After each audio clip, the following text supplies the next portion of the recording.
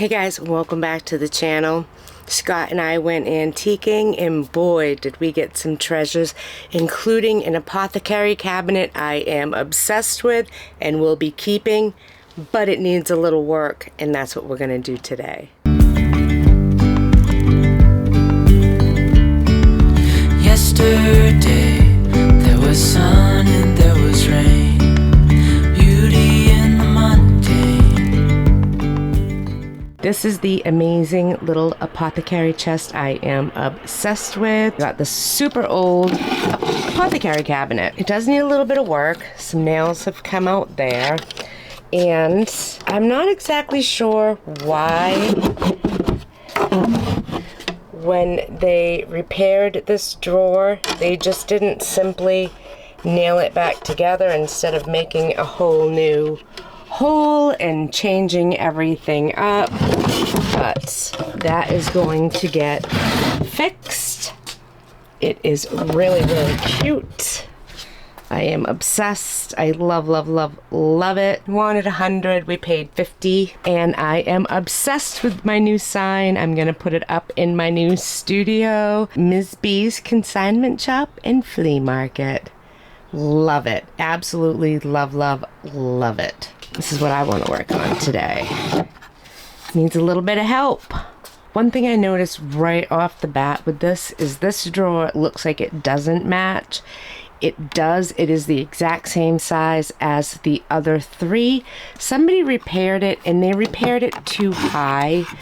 And I'm just like, I mean, look at all those nails. Is that necessary? So I am going to take this off and try to realign that with the other three because that's bugging me. It just needs to be lowered. And a little bee just went into the cabinet. There is literally a little, look at that. See that? No, you can't go in my cabinet. Ah. I'm allergic to bees. This is no good. First order of business is to make this drawer line up with the rest of them visually. I will not be able to tolerate that. It just drives me nuts. This hardware on this wonky drawer is so hard to get off. I had to use needle nose, and I am going to bang the drawer off, reposition it using a plank so that I can line it up with an existing drawer, reattach it using some really good glue and some clamps. Let it sit, and then I am going to play with my new nail gun. I am so excited. Scott just bought me a nail gun, and I get to use it with this project. I used to get excited over Prada. Now I'm getting excited over power tools. Funny how life changes, isn't it? Now I'm going to clean the entire thing really good using my white lightning cleaner, and I'm going to set it all in the sun and let the sun dry it really good. You definitely want your piece to be very dry. You do not want to paint over a wet piece. Patience, grasshopper. While that's drying in the sun, I am going to turn my attention to all of the drawers that need help, whether that be a filler to fill in cracks and holes, or a big job like this drawer with these screws and brackets, and I really don't understand people's logic sometimes. So I'm just going to get to work on these. The goal is to have everything attached the way it should be with just some glue and some brad nails. There's no need for all this extra stuff. It has taken a hot minute to get this piece to this stage of the game, but prep is the most crucial part. I can't stress that enough. Your piece is only as good as its foundation, and before you start laying on all this work, you've got to have a good foundation. So at this point in the game, it is ready for paint. Now, I put a lot of thought into what I wanted this to look like in the end, and I was going for a very old vintage metallic look. I wanted the apothecary chest to look like it was metal, possibly had been outside and weathered, little bit of rust, little bit of grime. I just wanted it to have a vintage metallic vibe. So, starting with a fusion base paint and using these Dixie Belle shades, I am going to layer these colors on to achieve that. To start, I am going to use this gorgeous fusion shade, and I'm going to apply my first coat using just a brush.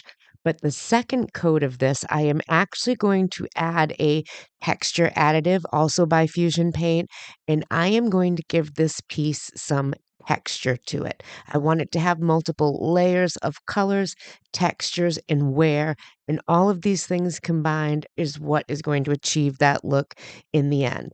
It is a lot of going back and forth. I have all of these colors. I am going to layer them on the piece where I think they need them, where I think those colors would have collected over the years, what I think it would look like after being outside or even just hanging around in a barn for a long time. You just keep going back and forth with your colors. Step back and look at it. Does it need something more here? That's fine. Add it. Make sure you have your water mister with you. You can continuously move this paint. I love blending, and so many people are intimidated by this process. I used to be one of them. I used to feel like I could never make it look like all of these amazing other artists do.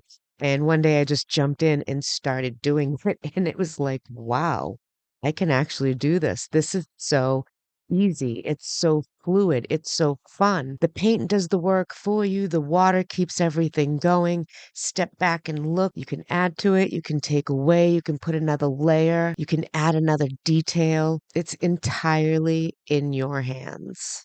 This is your creation. Well, this one's mine, but you know what I mean. Once I had the piece exactly how I wanted it, with the colors placed where I wanted them to be, it was time to add a little bit of metallic magic to it. For that, I'm actually going to use Dixie Belle's Copper Bronze Glaze, and I like this because it's super translucent, but this actually gives this gorgeous metallic sheen of copper over the colors I have there, which absolutely just further adds to the look I am going for. And I'm just rubbing it on with my fingers in no particular manner, just where I think it would be. And as you can see, it really is taking that piece to another level with another layer. Like, can you have enough layers with a piece? That is the eternal question, isn't it? I say no. Layer to your heart's content until your piece is where you want it. Your piece will let you know. I am loving how this one is coming out. It is absolutely gorgy, Georgie. Love, love, love. It was important to keep the hardware as plain and complimentary as possible. I found exactly what I was looking for in a bag of hardware that I got from one of my favorite antique dealers. I love the dark finish. It has that old world feel to it. Does not take from this design at all. In fact, it lends more to the design. Now I'm going to go in with my dark wax and add it to all of the areas that you would find over time to be darker, such as around the handles, the corners, the edges, the seams, things of that nature. I am just going to go in and add as much or as little wax as I think it needs in that spot. And this kind of pulls everything together. All of those colors that are blended seamlessly and look fabulous there are really tied in with this final vintage step, adding age and character. I wanted to line the drawers with something, and then I remembered I had all of that leftover faux French newspaper wrapping paper. That is going to make a perfect drawer liner, and I actually love how it looks in this piece. The hardware just blends seamlessly into this finish. It's like they were made for each other, and all the layers can be seen. It's so beautiful and so unique, and I absolutely love, love, love it. What do you guys think? Oh, be still my heart. I am so in love with this finish. This patina is gorgeous. It's exactly what I wanted. And now I can store all of my little trinkets, like my chip brushes, my stirrers. This is a great drawer for my wax and my wax brushes because I like to keep my wax brushes separate from anything else because they're only used for wax, which is a no-brainer, I guess. Store my tape over here. This drawer works out so good for my molds for now. I'm sure I'll outgrow it, but this is a perfect spot for some of my stencils and my molds, big and small. I love having them all in one spot instead of all over. They're right at my fingertips. And my most favorite drawer of all, my brush drawer. I am obsessed with paintbrushes. I love, love, love them, and I love this chest. It came out amazing.